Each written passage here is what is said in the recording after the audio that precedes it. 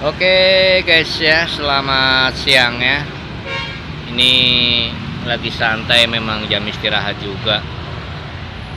Gue pengen sharing ya. Sekali lagi gue disclaimer ini ya, bukan bermaksud menggurui atau ngajarin ya. Ini gue pengen sharing masalah starter. Ini baru aja ini tadi ya, motor Mio Soul Carbu ya. Mio lama, Mio Soul Carbu ini starternya nggak kuat. Terus memang dia selalu kondisi akinya ada di 12,20 paling ya, atau 10 begitu ya, volt ya. Ini mungkin lebih tepatnya buat teman-teman mekanik ya. Jadi gue pengen tanya dulu, ada nggak kira-kira yang lo pernah alamin ya? Misalnya kayak yang gue alamin ini, aki baru sebulan, kiprok udah ganti, 10 udah ganti, aki pengisiannya selalu tidak mau sampai ke 14, hanya di 12,70, itu pun harus digeber kenceng teman-teman ya. Nih, ini yang udah kita cek, lampu rem nggak ada masalah, nggak connect ya. Kemudian lampu depan juga menggunakan saklar, artinya ya bisa dimatiin kan gitu ya. Nah, selalu seperti itu. Jadi jangan di skip dulu ini videonya, karena ada solusinya teman-teman ya.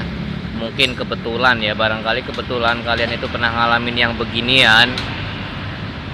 Kita udah nggak enak sama yang punya motor, udah banyak ganti aki, ganti sepul, ganti kiprok, pengisian hanya di 12,70, itu pun harus digeber. Kalau nggak digeber, langsamnya ya paling 12,30, 40 gitu naik turunnya. Dan itu sudah fix ya, pasti nggak kuat starter ya, walaupun aki bagus ya. Jadi begini teman-teman ya, ini sebetulnya udah 2 kali kesini ya. Alhamdulillah sih hari ini ada kemajuan ya. Kemungkinan ini udah bener, kemungkinan ini udah bener, karena tadi udah bisa mendapatkan angka di 14 lebih voltasenya ya. Sementara kalau langsam itu ada di 13,10, 20, artinya itu kan udah bagus banget nih. Hari ini nih dia 2 kali kesini ya, moga-moga aja nggak ada masalah. Nah, pertanyaannya, bagaimana kok bisa begitu ya? Bagaimana kok bisa ke 14 volt ya? Jadi ada kejanggalan teman-teman ya. Tadi kita nemuin ya, di sini teman-teman perhatiin ya.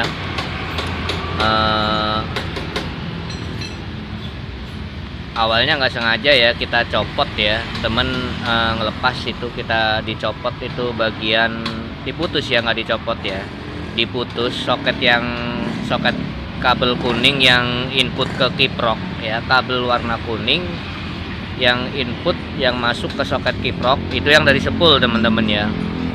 Ketika diputus teman-teman ya, kabel kuningnya ini itu ketika dicek menggunakan avometer itu langsung normal teman-teman. Langsam itu udah langsung menunjukkan angka di 13 volt lebih, naik turun, bahkan ya kayak hasilnya itu digeber dikit langsung ke 14, udah bagus banget.